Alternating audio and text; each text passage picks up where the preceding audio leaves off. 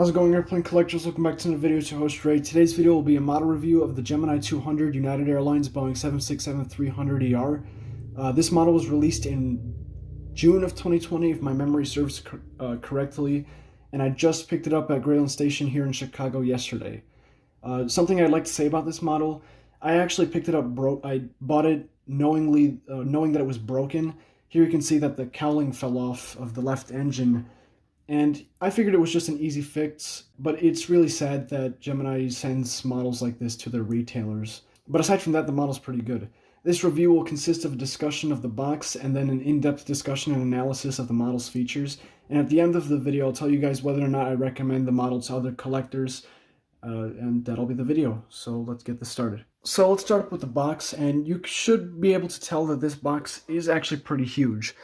So the box is about 29.5 centimeters tall, 29.5 centimeters lengthwise, and about 12.5 centimeters in width. Those are rough estimates, by the way.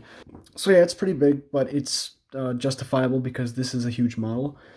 So yeah, I'll show you guys around. Here's the front of the box. Here's the bottom. Something I'd like to point out is that there's two little attachment points to attach the flap to the box. These really don't work very well because, I mean, they just don't have the best fit, so just keep that in mind. Here's the right side, top, left side, and here's the back. Back here you can see some of the Gemini Jets models' false guarantees and their social media, so take a moment to read this if you'd like to. When you open up the box, this is what you get. You get the model and a metal display stand. I'll talk about the display stand shortly, or for a short while. The stand is pretty good. It fits into the model just fine. This is what the model looks like on the stand. You can see that it's slightly pitched upwards. Overall, it looks really good. The stand is made out of a sturdy metal, and the model is a little bit loose rotationally, but it won't fall off, so there's nothing to worry about. And here's the model. So the model is about 16.5 centimeters long. We're looking at about 15 centimeters for wingspan, and from the ground to the tip of the tail, that's about 8.2 centimeters. So it's a pretty large model, but it's accurate to 1 to 200 scale. Now I'll give you guys a quick 360 so you guys can see the model. Apologies if my fingers get in the way of anything.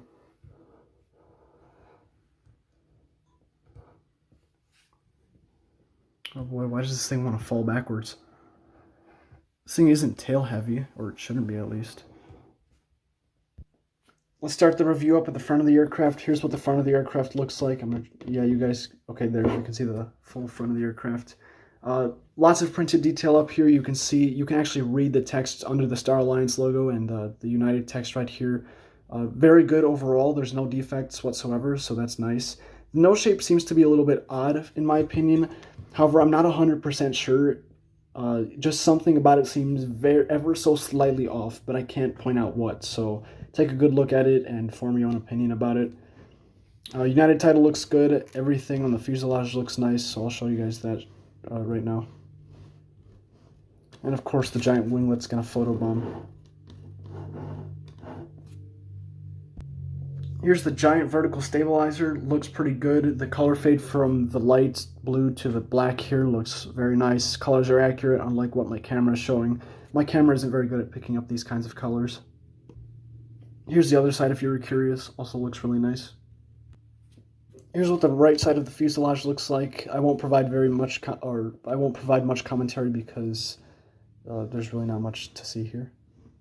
And it's pretty much identical to the left side. I'll try to discuss and analyze the wings. The wing quality is very good. There's a little bit of printed detail on here, but there's a lot of molded detail as well, so it looks really good. But the wings look pretty bland overall, but that's not a complaint. That's how they're supposed to look. Moving on to the winglets. The winglets look really nice. There's a few paint scratches on these, but that's probably because many people have handled this model and inspected it and contemplated buying it. I even did this once a few months ago before I actually bought it yesterday, so I could probably contributed to that. Here's what the inside of the winglets look like. Very good overall. Let's move to the rear section of the aircraft again. Very highly detailed back here. The horizontal stabilizers look good. Wing flex on those look fine. I'll show you guys that later. APU looks really nice. It even has a little hole here, so that's cool. However, you can kind of see that the inside of that hole is white, so I'm not sure that's exactly accurate. Also, the blue band from the fuselage where it comes together here, I think that's a little too far back. However, I'm not 100% certain, so form your own opinion about that. I'm not exactly that well informed on that specific stuff. Let's talk about the engines for a bit. The engines look pretty good, and as I mentioned earlier, I bought this model knowing that the cowling on this engine was off, but I fixed it in a matter of 30 seconds. All I had to do was glue it into place, and it fit really nicely. Engine detail looks fabulous. Unfortunately, the fan blades don't spin, but you can kind of see a very nicely done spinner spiral in there, so that's cool. Moving around the engine, you can see that it's shaped really nicely. The exhausts look really good. There's a bit of printed detail on the exhaust too, and on the underside of the engine. Here's what the underside and the left side of the engine looks like. So, very good quality overall. Aside from a few paint chips here on this little, I'm not sure what to call this. The landing gear looks pretty good. I just want to point out the fact that the little tilt point for the landing gear, it's really loose, so you can kind of see that it bends side to side. But the landing gear, they do tilt to their, oh, this one's even looser. They do tilt to their correct angles and their correct spots, so very nice overall. Unfortunately, the landing gear on this model are permanently extended, so you can't position them retracted or anything like that. Here's the nose wheel. Nose wheel looks really good. Unfortunately, on this model, they don't, or I lied. It does rotate within a limited range of degree. However, I personally don't care about that too much because I really don't need the gears to rotate either. Also forgot to mention that the wheels do spin smoothly on all of the wheel spots on this model.